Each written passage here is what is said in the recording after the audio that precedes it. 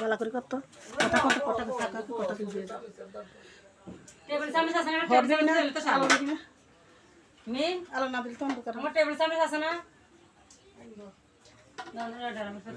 এত ভুতুমি করে নিজে তুমি না করে এই যে দেখেন ইফতার বানাইছে এই যে ইফতার তৈরি করছে এই যে ইফতারি দেখছেন পেঁয়াজি সবজি বেগুনি শাকের সব